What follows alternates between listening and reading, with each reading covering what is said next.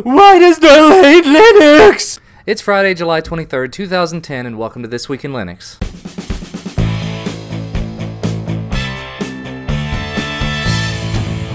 Yeah, that first part there, that was actually the title of an article that I read this week. I'm not even going to mention what website it came from, just needless to say, I think it's a little bit of an overreaction. So basically, somebody recently noticed the Dell Ubuntu European website, and it starts off pretty well. It's got this big banner across the top that says, Ubuntu keeps getting better. So at the bottom of the page, there's this link that says, should I choose Windows or Ubuntu? When you click on it, it takes you to a page that says, if you're already using Windows, you should probably stick with Windows. If you don't want to use Windows and you want to work on open source programming, you should choose Ubuntu.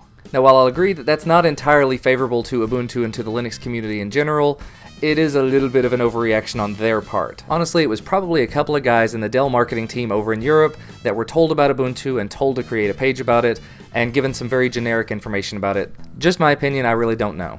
Anyway, let's move on. There was an article at geek.com this week where they took a look at Damn Vulnerable Linux. And basically the catchphrase for Damn Vulnerable Linux is, it's everything that a good distro isn't. So what makes Damn Vulnerable Linux that much different from other distros? Well, as they put it, it is stuffed with broken, ill-configured, outdated, and exploitable software that makes it vulnerable to attacks. Awesome. I guess they figured if that strategy works for Windows, it might work for them as well, right?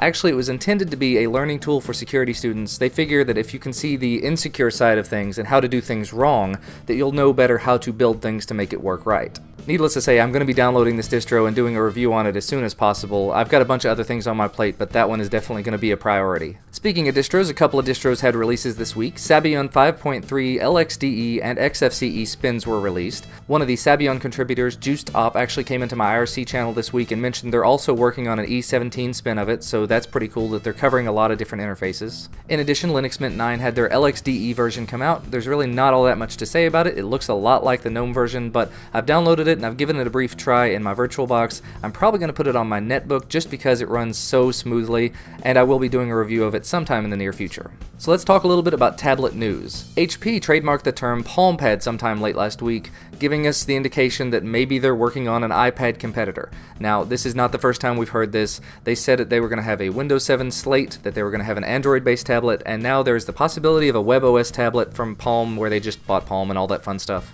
Realistically, now that they've killed off two other projects, who knows what they're going to do with it? We'll just have to wait and see. In other tablet-based vaporware-style news, India says they've got a $35 tablet on the way out, but it's geared towards students and teachers only.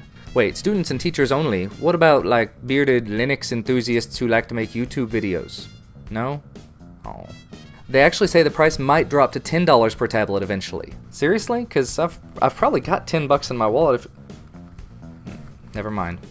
I've got to say, if they can make a tablet for $35 and eventually get it down to $10, there really can't be all that much in it. But if they can do it, so much the better. It sounds like they're doing it to help increase the literacy rate, because there's something like a 65% literacy rate, and that's a little bit low.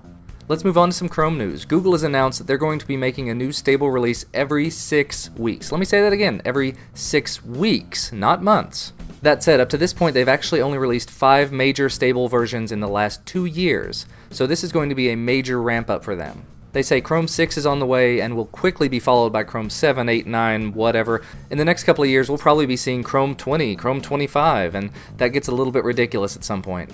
But if that's the way they want to name things, and that's how often they actually want to try to release things, more power to them.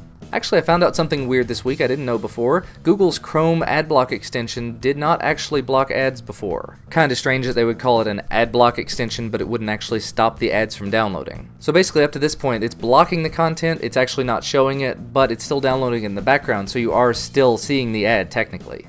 Luckily, that's all supposed to be fixed in Chrome version 5 because Apple released an update to WebKit adding a before load event that allows the browser to actually detect the page loading and block whatever content is necessary using that extension. Now that said, it's not 100% at this point. There are still some items that are downloading in the background, but they're working on that day by day. Finally, let's talk about the phone-related news again. Found out today there's an Ubuntu One iPhone and Android app in the works. It is completely open source. The source code is available on launchpad.net. I will have links on that in the doobly-doo in the show notes. The blog post I read said they've uploaded it to the App Store, but it doesn't look like it's been approved yet because I checked my phone earlier, it does not show it there. That does bring up an interesting point though. If Canonical is developing apps for other platforms, is there a possibility of there being a Windows and Mac Ubuntu One client? Wait a second, Windows and Mac? Don't care.